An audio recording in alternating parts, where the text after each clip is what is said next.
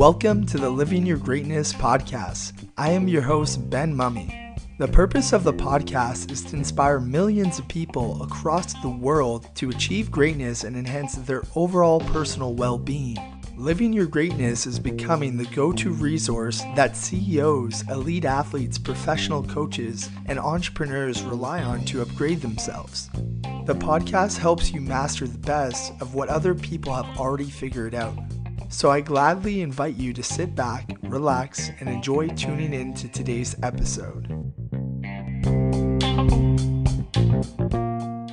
Welcome back, everyone, to another episode of Living Your Greatness. This is your host, Ben Mummy, and today we have a new guest to the show, and his name is Robert McEwen. So for those of you that don't know Rob, he is the chairman and chief owner of McEwen Mining. Rob has been associated with the gold industry all his career, his first 18 years in the investment industry, and since 1990 as the CEO of several gold mining companies. Rob is also the founder of Goldcorp, where he took the company from a market capitalization of $15 million all the way to $8 billion. At McEwen Mining, he owns 17% of the company and takes a salary of $1 per year. The cost of his investment in McEwen Mining and McEwen Copper is $220 million. Rob and his wife Cheryl have donated over $60 million to encourage excellence and innovation in healthcare and education. Rob was also awarded the Order of Canada in 2007, the Queen Elizabeth Diamond Jubilee Award in 2013, and was inducted into the Mining Hall of Fame in 2017. So Rob, welcome to the show. I'm super excited to chat with you today.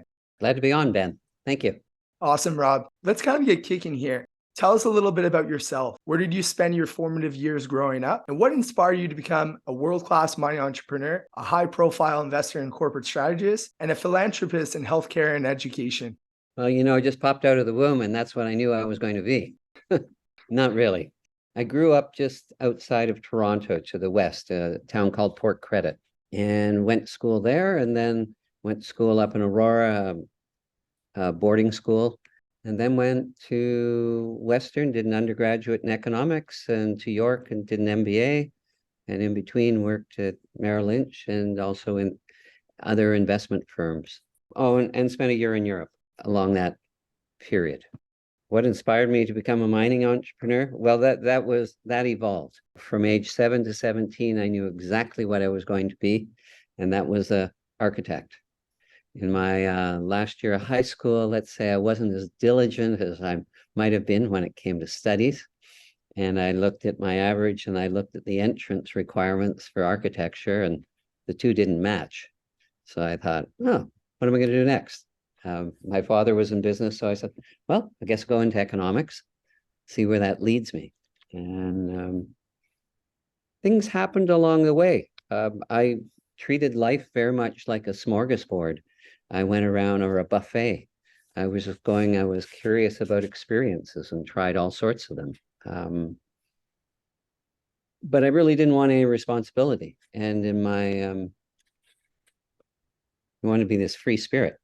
So my last year in my undergraduate, I had a biz prof, and we went to lunch one day late in the year. And he said, have you ever thought about student politics? And I went, no, I know very few people in that area at the university. So we had lunch, and it was a Friday, and I was off to, after the lunch, I was, didn't have any more classes, so I was going to go to the pub and meet some friends who were fellow ski instructors at the university. And as I was walking to the office to meet them, I walked by the student council office, walked in there for some reason and asked to talk to the president. And the nominations for student council, the elections for the university were on at the time. And I sat down and spent an hour talking to the elected president of the student union, and then spent another half hour with the treasurer. And then I went down to the pub. And about half an hour later, a friend walked in and she said, I hear you're running for student council president. And I went, where'd you hear that? And about 2 hours later, a couple other people came in and said the same thing. And I thought about it over the weekend and said, well, let's run. And so my two roommates, they said, well, you need 20 nominations. So we were in a large cafeteria, and they said, you sit down here and we're going to go around and we're going to talk to all the good-looking girls, get their phone numbers and names. And all we're going to ask you to do is we're going to point to you, you're going to stand up, and we're going to say, now that person wants to run for student council president. So they got a long list of names, and I got nominated and ran. And I came in second out of a field of 8, which was very large, unusually large for people running. But that started me on another path. And I worked for a couple of years, went something called Toastmasters International, which developed public speaking skills. And I recommend that to anybody. They want to have fun or they want to improve the way they present. And then I went back after working for a couple of years and did my MBA. And I was like a moth drawn to a light when they asked for a student council rep. And I became elected as a rep. And then the president of the Graduate Business Council said, we'd like you to run for president next year. I ran for president of the Graduate Council and the Graduate Business Council, and got elected and found that I could shape my future much better by assuming more responsibility than less. You step forward and assume it rather than step back and watch. And so then I developed sort of a philosophy that I put it into a business context and said, you should really look at yourself as at least I did for myself, as a consumer product. And if you think you go into a supermarket and you say, well, where's the best place to be in the supermarket? And it's on a shelf above your waist and occupying as much of that shelf in an attractive package. So if you look at that and say, there was only one student council president, I served on the small business consulting group. There were only 12 of us, and half of them were doing their law degree and their business degree at the same time. I was an advisor to the deans, played some intramural sports. And you found that when your resume was put in front of people, there weren't a lot of peers. So it opened a lot of doors.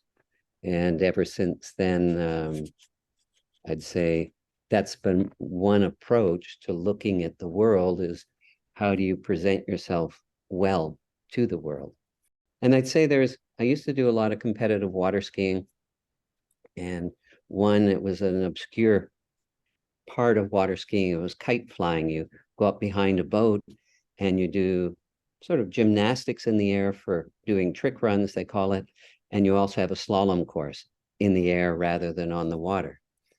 And I taught water skiing at a resort one summer, and I saw a kite go by and I said, I'd like to buy one of those, try it. And I bought one, and I found I became quite humble because I crashed out of the sky my first day up.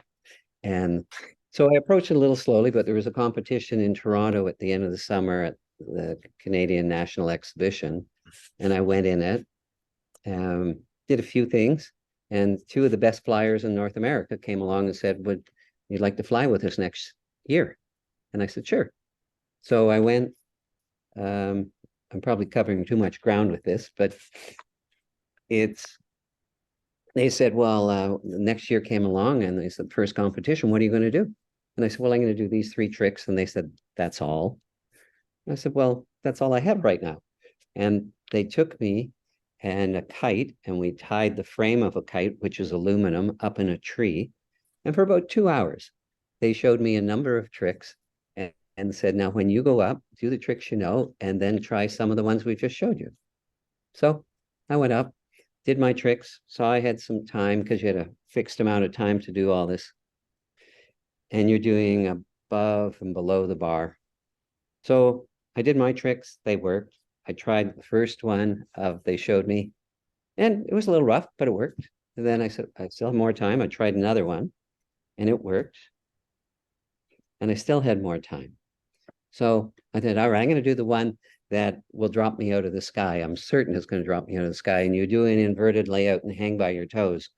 And you're going 30 miles an hour along the water, and you're about 30 feet in the air when you're doing this. But I didn't fall out of the sky. And all of a sudden, it was like I was in a room, the ceiling blew off, the walls went flat, and I realized something, that I had constructed barriers in my mind that prevented me from doing things. They were artificial barriers.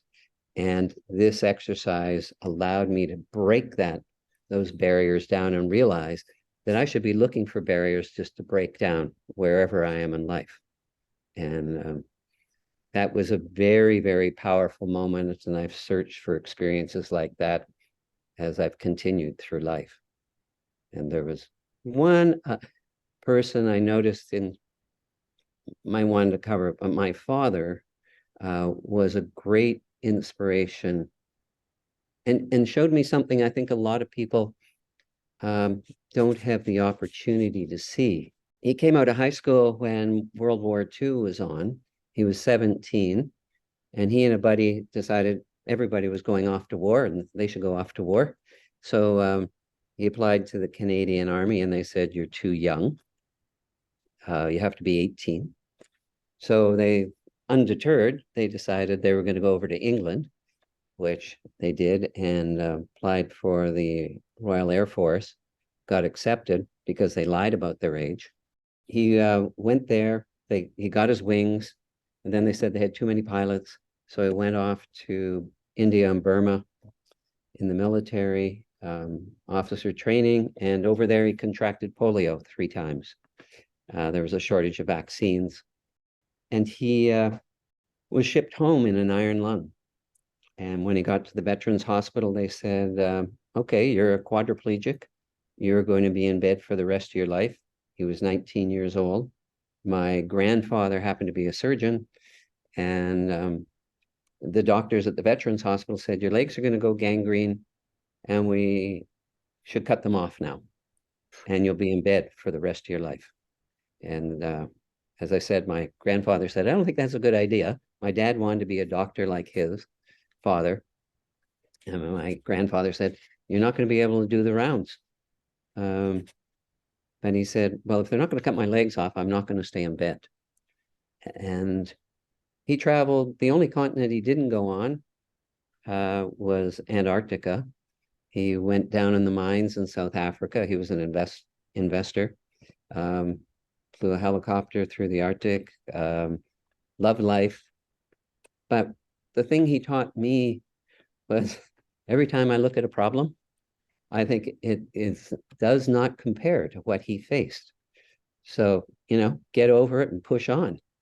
And I watched him in the winter going through New York. I'd accompany him visiting accounts, and sidewalks are slippery. He's hopping out of a taxi, got around on crutches all his life.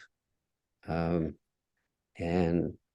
I think it was that it brought out a strength that most people never have the opportunity to taste, that we have so much power inside us, but we don't get to use it because we don't believe it's there. But so those are the large points that shaped me. I really enjoyed, and I'm sure my listeners really enjoyed, hearing about your formative years and hearing about, you going from an architect and being in love with obviously an appreciation of creativity and visual aspects, but then the way everything kind of evolved, like hearing about your leadership, because that's always something that stood out to me when I listened to you get interviewed, is you lead without a title as the leader. And I really admired hearing that. And as well as hearing about that your father, Don, had such an impact on your life and is one of your greatest mentors. And, he did that obviously what you've seen, what's to life and, how to navigate problems and all that like beautiful wisdom that you just shared. And a question that I have for you is, connected to this is, I know he also had an impact on your financial wellness, right? I know at the age 11, he introduced you to investing and also how do you charting stocks. So I'm also curious to know, how do you think that impacted your life as well? Oh, hugely. Introduction to the market, the charting. I invested my first investment when I was 12. I'd done some work, and he said, what are you going to do with that? I had about $300. And he suggested putting it in the market. So I said, okay. And 9 months later, it was worth 9 times that. It was worth $1,800. And I went, wow, this is something. Now, I have to admit that it took me a long time to repeat that success in my investments, getting 9 times on, because you get it burned. But he also, in the mid-60s, and it was always a conversation around the dining room table, invested in gold and gold shares, particularly South African gold shares that were yielding 12% at the time. And they were the biggest gold producers in the world. But he looked at the way governments around the world were debasing currencies and how gold had always held value. And that was sort of by osmosis, I absorbed it and looked at governments as irresponsible in the way that they steal money from citizens through inflation by printing excess amounts of capital. Also, I'd be there and there'd be people coming in and they drop a bag of rocks on the desk and they go, we want you to grub stake us or put up money to go stake a claim. And so I met a lot of prospectors, promoters that they dreamt big. And a couple I met were real serial discoverers. It wasn't like it was just one deal they caught. They caught multiple over the time I knew them. And I said, this is illustrating a very important point to me, that there are many more discoveries to be made. We have not exhausted the treasure trove that Mother Nature has, and that is fundamental to our modern society. So I was in the investment industry. I worked with my father for 3 years, and then went back and did my MBA. Then I came out and worked for Merrill Lynch in Toronto and spent a lot of time in New York, and then left Merrill and bought my father's brokerage firm.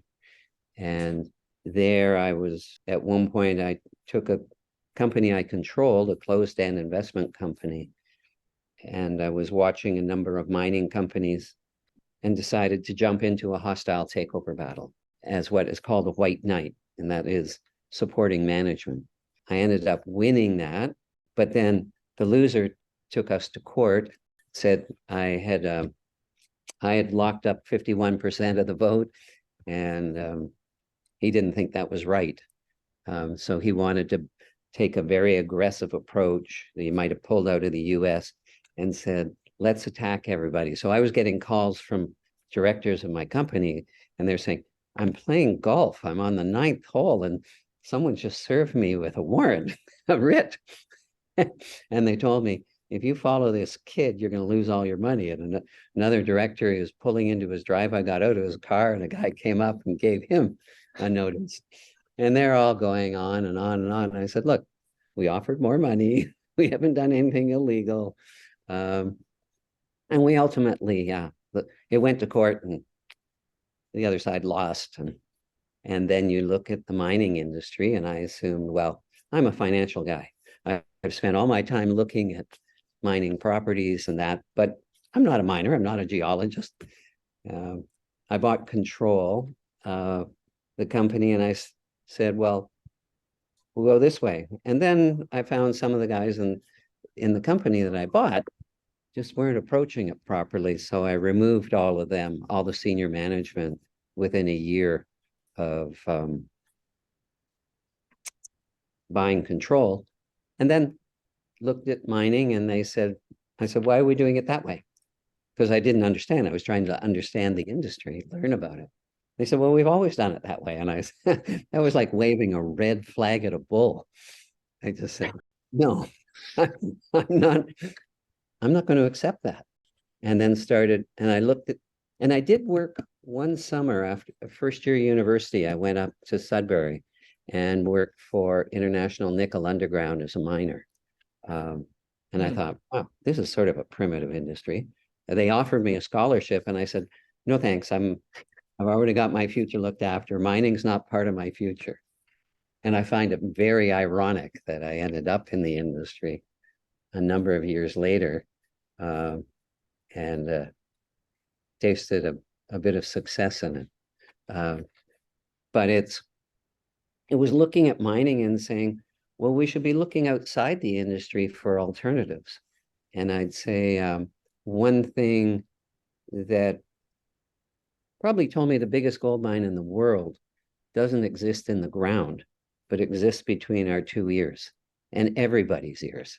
And how do you connect that? And a very vivid example of that was something we called the Goldcorp Challenge that we launched in 2000, and basically took all our geological data, threw it up on the web, asked the world to tell us where we'd find the next, and offered $500,000 in prize money. And it's considered one of the very early examples of incentivized crowdsourcing. And there were 1,500 people from 50 countries that took down a data set of 400 megabytes and all sorts of bibliographies included in it, geological tomes.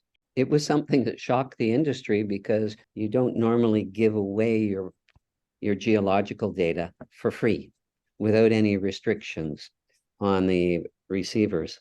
And there was a lot of opposition internally. People thought, well, someone's going to take us over. You had to keep selling benefits. You said, well, you've got stock options.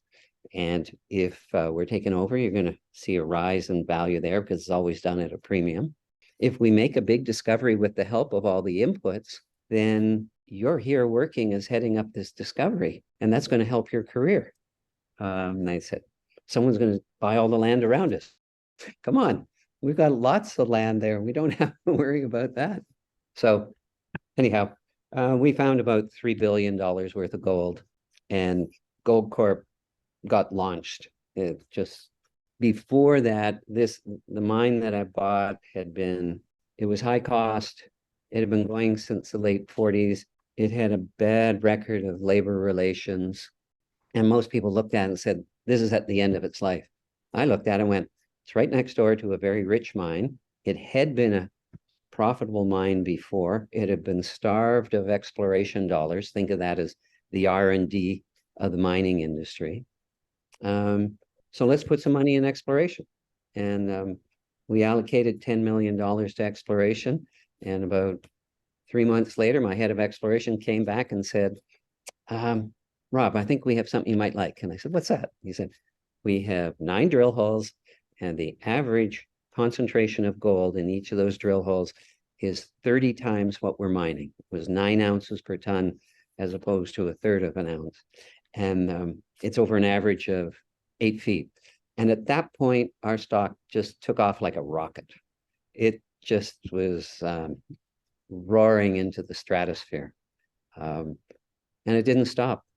It kept going.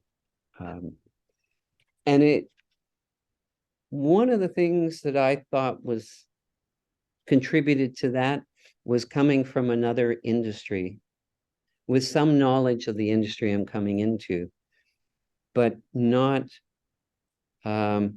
trained and accepting the fundamental underlying assumptions of mining and geology, and asking questions and coming at it from a slightly different perspective, maybe a couple of degrees off or 90 degrees off, but seeing the problem differently and seeing the opportunities differently. And so I think it's really important for any of your listeners, if they're looking, to try to keep a very broad range of interests and see if you can connect dots between these just separate points. And then it's about how do you formulate the question? What is the question to be asked? And our question challenged all the fundamental assumptions, like you don't do this. It differentiated us in the marketplace. And it goes back to that supermarket analogy I used of being a consumer good. What differentiates you in the marketplace? Because it's very crowded. And how do you eliminate a large part of that competition so that you can advance faster? And part of that is how you position yourself, how you present yourself, how do you look at problems. I love that. I really enjoyed, hearing about that impact that your father had. And then from there, hearing how you got involved in the industry and it's such a fascinating space, right? Like the mining industry, or at least I think so. I'm a proud Canadian. At the end there was something I want to highlight, asking that better question, right? To get a better, hopefully, answer, right? And it's not easy to do, right? And so coming from that perspective, I really admired hearing your creative approach, right? Like with the Goldcorp challenge and, trying something that hadn't been done before, right? And it's crazy the impact or the result that we could get when we approach with different angles. So I really value that about you. That's one reason why I wanted to bring you on. But something that I want to stay on here is, you talked about Goldcorp. That must have been really exciting when you guys had the goods in the ground. And I don't even know what that feeling was like. But when the company grew from a market cap of 15 million to 8 billion, that's just wow. Congrats. A question I have for you is, what exactly is a mining entrepreneur? And how could someone become a world-class mining entrepreneur like yourself or Pierre Lassonde or Frank Giestra? How does someone do that? That's a really good question.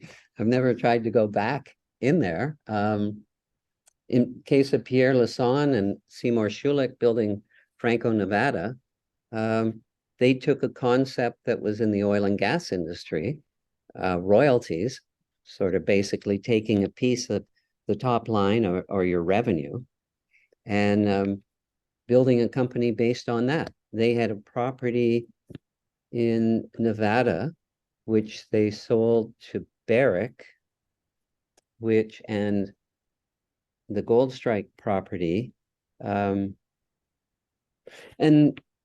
they sold it to a maverick, Peter Monk.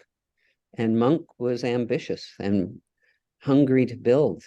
And I'd say Franco-Nevada, its early days were built on top of Monk's ambition. And Monk bought a property that the rest of the mining industry didn't want to touch. It was in Nevada. It was between two of the largest American gold mining companies.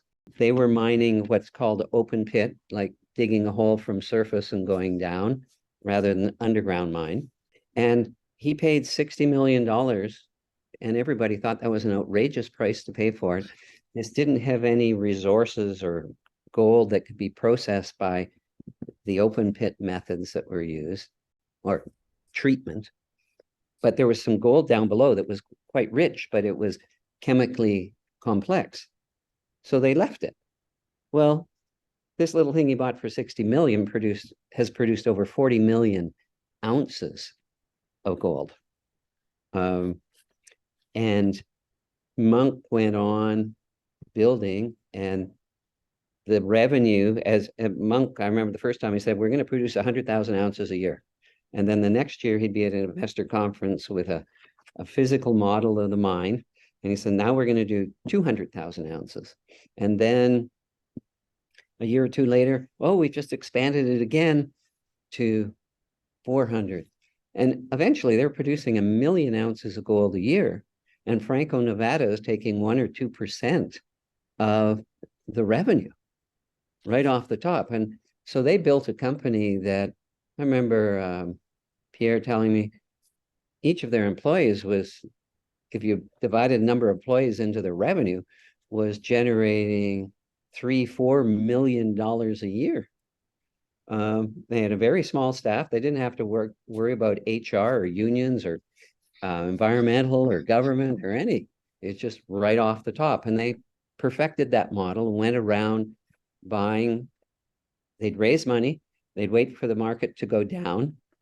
And they'd come in and say to a mining company, hey, this is a byproduct. You have gold. You might be producing copper, but we'll buy the gold portion of it. And the beauty of their model was their revenue model their piece of the revenue sat there for the entire life of that mine. And most mining projects, when you start it, the estimate of the life is far shorter than what it actually becomes. I mean, you go to Val d'Or or you go to Timmins, their mines have been going there for 100 years. But no one ever thought they'd go that long. I think in the case of Frank Giestra, he he was in the brokerage industry first. He financed a lot of mining companies. He's in Vancouver, where there are all sorts of junior startups, and they can have quite explosive growth. Murray Pesum was a fellow promoter that inspired me in some ways, because he'd keep coming in with ideas, and many of them just kept going. They kept growing. He identified large deposits. So yeah, there's people like that. Or you look at Robert Friedland, who Voisey's Bay sold for over 4 billion. He took home 650 million himself. He's got a rich copper mine in the Congo now, and he's got one over in Mongolia. They're pushing the boundaries. I think of Robert, he sort of fly into a country that no one wants to go to, and it's like, take me to your president when he lands. I want to talk about a deal. The Lundin family, same thing, moving into places no one thought it was safe to go into, cutting deals and finding opportunity.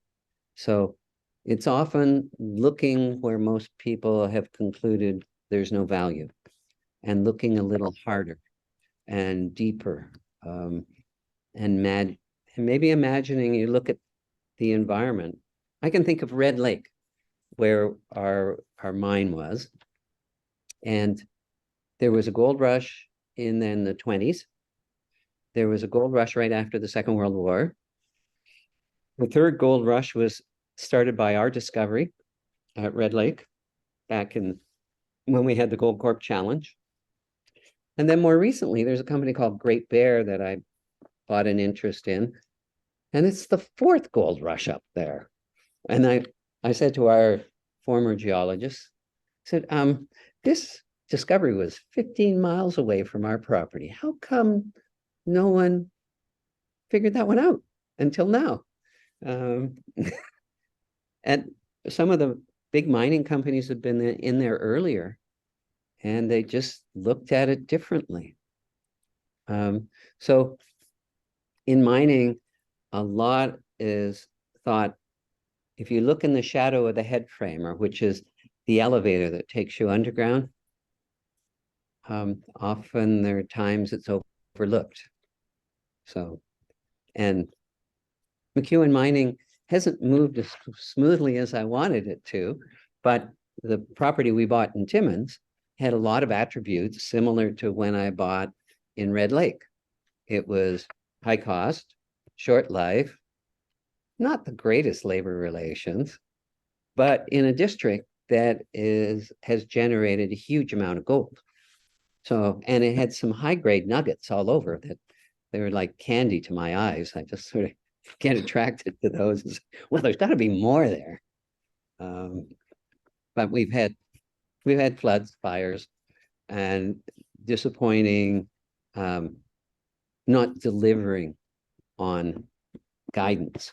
That's turning around now, and then we have a giant copper deposit that is, I think, going to turbocharge the value of McEwen Mining, because it's a large shareholder in it. But so what makes something happen? I think looking at it differently, coming with a different technology or approach, being in front of a lot of people. You can't just sit there and say, well, they're going to come to me. You've got to go to them, and the spaces are really crowded. So what is going to differentiate you in the market? And maybe you have to do a Colonel Saunders and go talk to 10,000 people before anyone buys your chicken. But it's being out there. It's not easy.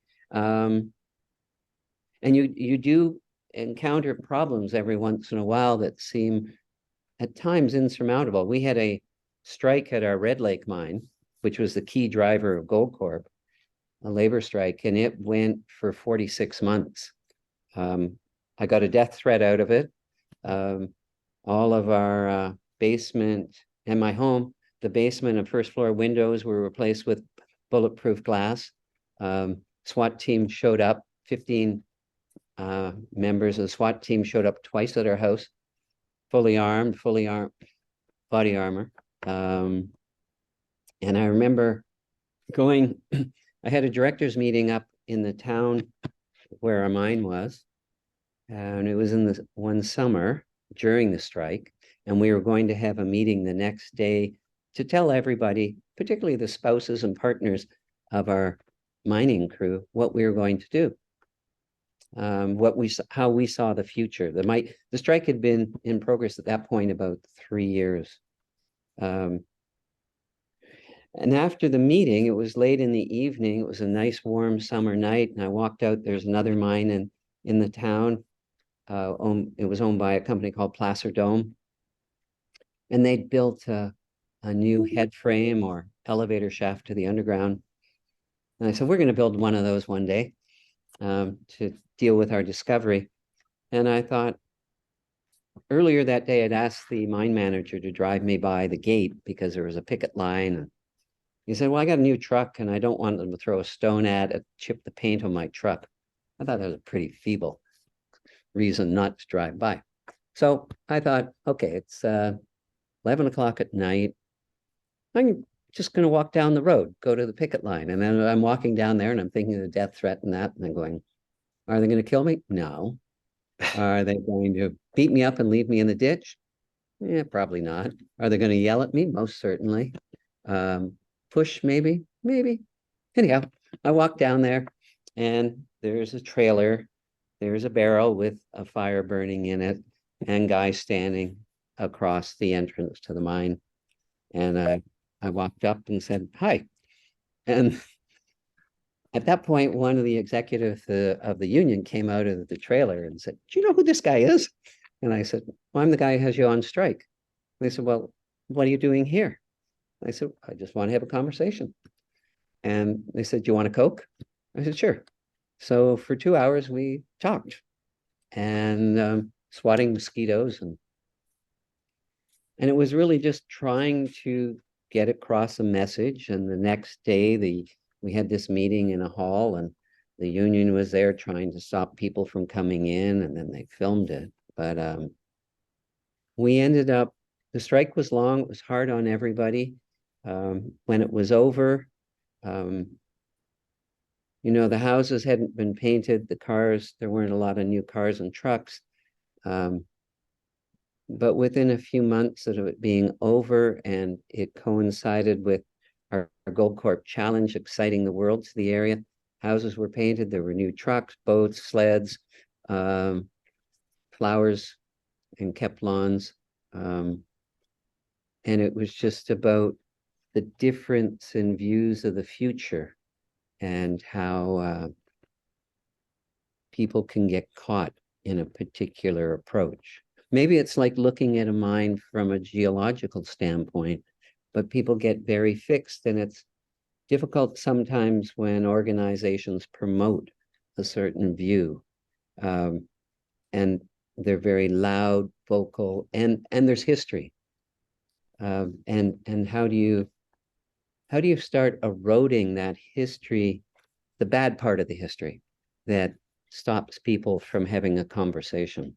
Absolutely. No, I really appreciate that response. Very detailed, and also hearing about, those other world-class mining entrepreneurs and, just things that you appreciated, how they saw things differently and took action and brought that vision to life. And then also hearing, like the reality, right? Like of the really challenging times. And it was very inspiring to hear about how you navigated, it's not easy to get death threats and stuff like that and go through that, and emotionally and mentally, and how that could also affect, you, your family, all that stuff. But hearing how you looked at the problem and you came around and you stood up as a human first personality kind of approach. And I really admire that. So thanks for sharing about that. And something that I want to shift to, Rob, is speaking about your company, McEwen Mining, what you're doing right now. I know you have a pretty ambitious goal, because you're in it for the long game. And I've heard you say before that you want to help make this company get to the S&P 500 index. So my question for you is, how do you plan on achieving this ambitious goal? If you could tell us more about your plan or your process. Sure, Ben, it's taken longer than I thought. As I mentioned earlier on, we went through a difficult period the last couple of years. where operations said they were going to do this, and then we guided the market and we didn't deliver. And the market's very unforgiving when you don't deliver. It's very generous when you deliver every time more than you said you were going to do. The slope can be very shallow in terms of improvement, but over time, the cumulative effect is very positive. So we had enormous erosion of goodwill in the marketplace, which was very unfortunate because it hurt a lot of shareholders, and it delayed my plans for growing it. So right now we have 2 producing mines that we run 100% in Timmins and in Nevada. And those 2 this year will have lower costs and higher production than we had. And I think we're on the right trend there after all the bumps along the road. In Mexico, we had an operation that was very low cost, and then we ran out of the ore we could treat by the method we were using. So we bought a new plant, and that will allow us to get at what are called the sulfide ores, which are more complex and need a more involved treatment system. So that's, we hope to start production on it or construction of it in later this year. And then we have a partnership in southern Argentina. We don't have any involvement really with that other than trying to get a dividend when they're making money. And then we have a very large copper project, which its value was obscured by the operating problems. And we're in the process of separating that from McEwen Mining, a little distance. We currently own 68% of it and funding it separately. And we started last summer. I put in 40 million personally and then raised another 42 million. And that's to move it forward. We attracted the second largest mining company in the world, and they bought 10% of it. And they feel they have a technology that will increase the recovery of ore significantly and reduce the time in which it takes to get the recovery. So that would improve the economics, but it's considered to be the 9th largest undeveloped copper deposit in the world. And I'm quite excited about that because, well, one, if I were to convert it to a gold equivalent, if you took, the copper and divide it by the gold price, and you'd say, well, how many equivalent ounces of gold is 30 billion pounds copper and 5.5 million ounces of gold and 190 million ounces of silver? And you come up with, well, that's worth about, it would be the equivalent of 60 million ounces of gold. That is a big gold deposit. And based on the early economic work done, it would be producing an equivalent of 800,000 ounces a year at a cost of under $800 an ounce. And when I look at that and I said, well, that'd be one hell of a big gold mine. So what do? You build up that asset, and we're in a space that I think could help us get to that goal of the S&P 500, because we're both producing precious metals, which I think are going to have a bright future going forward because of all the monetary stimulation that's occurred around the world. The world is flooded with liquidity, and the governments, central banks around the world intoxicated investors with low interest rates. And so there's large levels of debt that have to be dealt with. So precious metals have a big role there. And then you look at the electrification of transportation and renewable energy, and copper is a very big component of that. I mean, a car has maybe 140 to 180 pounds of copper in it. A wind turbine has 500 pounds of copper in it. A bus, electric bus, close to 1,500. So there's projected shortfalls of copper, and we want a cleaner atmosphere. We'll get there by using a lot of copper. And so this is that side. So I think our copper project could become a copper unicorn. And if that occurs, then our holdings in McEwen Mining go up, increasing the value of McEwen Mining to meet one of the criteria and our other operations. So right now, I think you're basically getting, at the price of our shares, you're getting the low end of the value of the copper project, and all the gold and silver is thrown in for free. So that's how I look at it. Now, how long it's going to take, that's another question.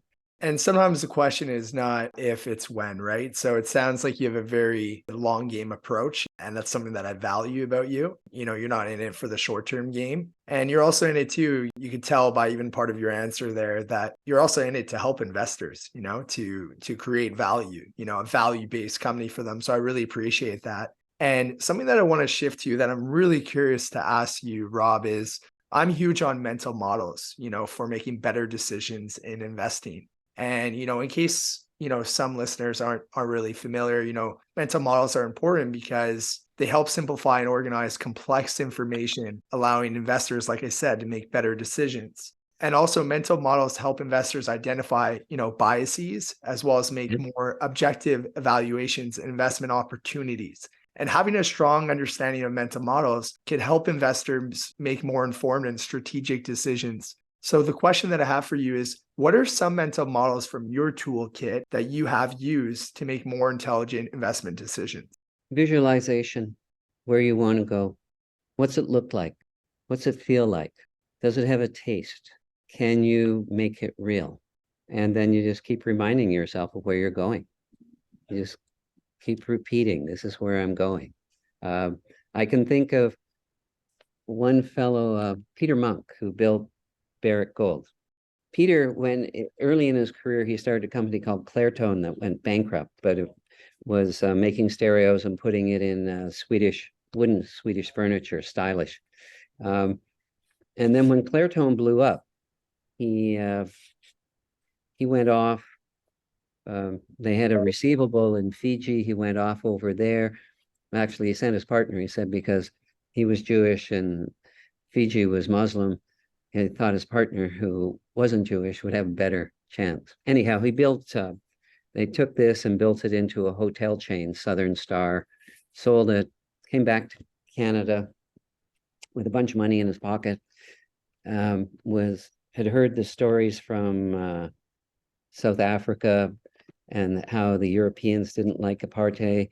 And he said, well, I'm going to build a gold company that produces 1 million ounces of gold a year.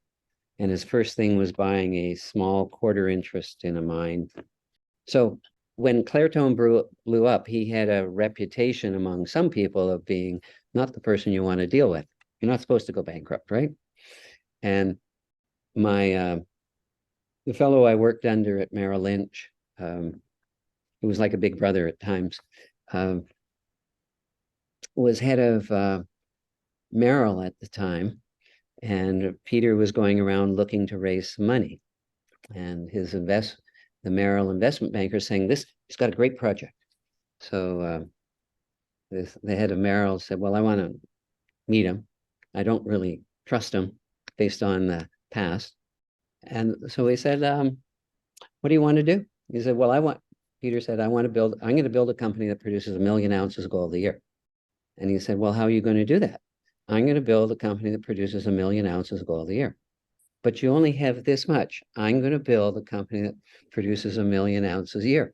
And he asked him about 20 questions. He got the same answer. Same answer. No change.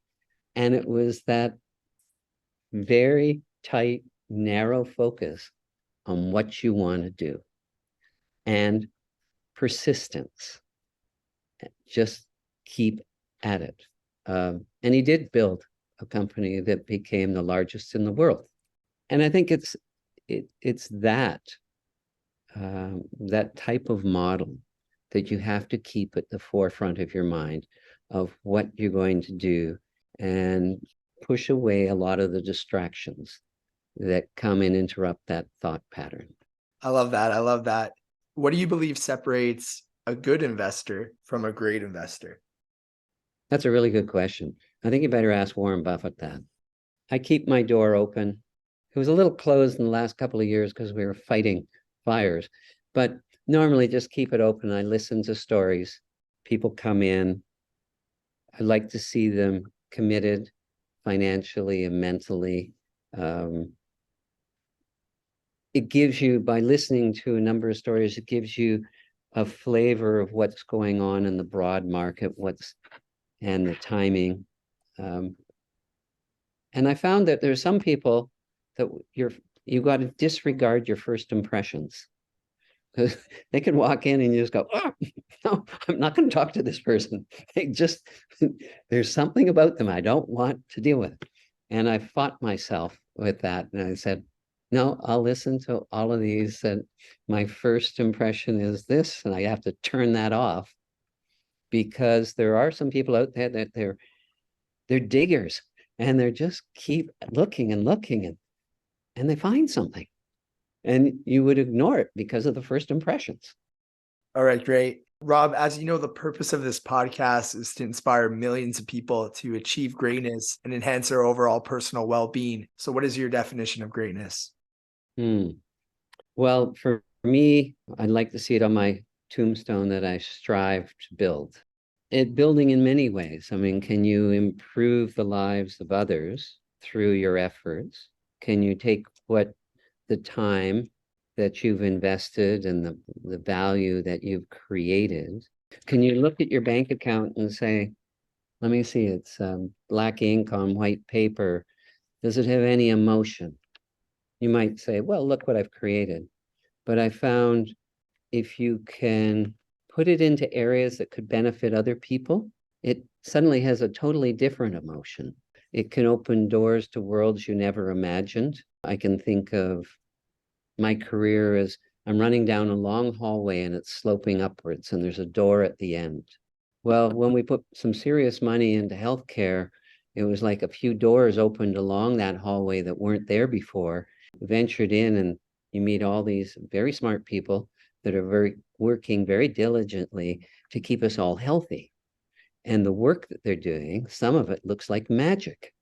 And you see gratitude expressed sometimes in the form of tears when you say, well, I'll give you some money to do this. Up at Red Lake again, there was a hospital, and they had asked me a number of times to come by just see what they're doing. And I went, okay. One day I finally found the time to go over there, and they showed me around and they talked about their plans. And I went, okay, you got this wing, you got your emergency, obstetrics. Okay. It gets in the winter -40 outside, and you have one doorway between the outside and your emergency ward. And right off your emergency ward is your obstetrics. And I said, you know, there are going to be a lot of babies that won't want to come out in the winter because the cold air is going to come into this emergency ward and obstetrics. So I went around and said, well, come back to me with a proposal where you build an airlock right there. You put a roof over the entrance where the ambulance can pull in, and you can close doors on either side to deal with the weather. And do a couple of other changes here. And what would it take for you to be debt-free? And they came back and I said, well, okay, I'll do that. And I was surprised. Some people started crying. And I thought, that's much more satisfying than looking at a bank book and looking at the balance in black and white. And then there's, my wife and I used to give out an award of 100,000 US a year for innovation in stem cell research. And the first recipient was a Japanese researcher by the name of Shinya Yamanaka, who was able to take a skin cell and reverse engineer it into a stem cell. And that jumped over the ethical issues that a lot of people had with using stem cells in medicine about the source of the cells. So he created what was called a pluripotent stem cell. We were in Japan, and he was the head of a stem cell research group that I was on the advisory board of. And he had it was a conference with 4,000 people, stem cell scientists from around the world. And he had the Emperor and Empress of Japan open the session. And in that afternoon, we had a private audience with the Emperor and Empress of Japan. And I thought, well, that was quite unique. Later that evening, I went into Tokyo. We were in Yokohama, and I went into Tokyo to have dinner with the senior executives of Sumitomo. And they asked me how my day was, and I went, unusual. And they said, how? And they said, we met, my wife and I met your Emperor and Empress. And they said, you met God?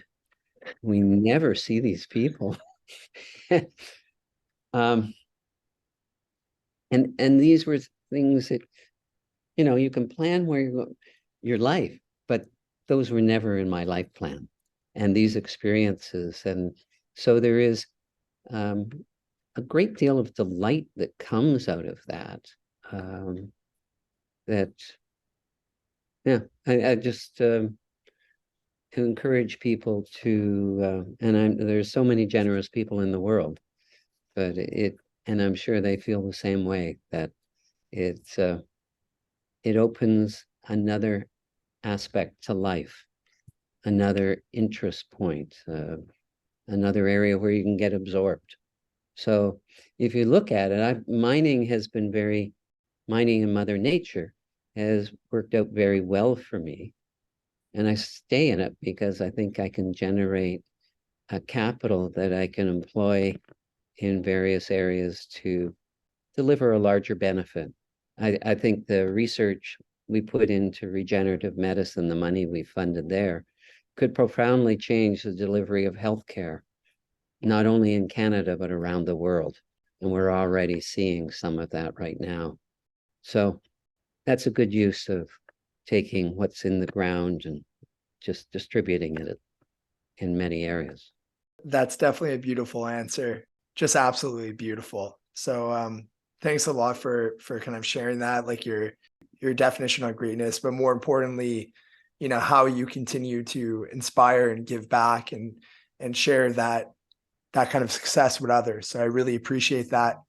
And my last question I have for you, Rob, is now that you have a feel of my podcast and what it's all about, who is a future guest that you personally know that you would like to see on the show? That's easy. Seymour Schulich. He was co-founder of Franco-Nevada. He's a huge philanthropist. He's bequeathed all sorts of money when he passes. But a wonderful citizen. Wonderful. He grew up in Montreal too. A fellow Montrealer. Well, I appreciate that name, very generous of you. I will do my best to get him on the show, to share and unpack all his wisdom and life lessons and philanthropic experiences. But I want to take this last moment. Rob, you've been very generous with your time. So I want to take this last moment to thank you for being here today. Thank you for sharing all those great stories of your life. Thank you for also sharing wisdom, whether it's as a mining entrepreneur or whether it's also just straight out as a person, as a leader. I want to just take this last moment to thank you for being here today. I really enjoyed today's conversation. Likewise, Ben. Thank you very much. And have a good run up Mount Royal today.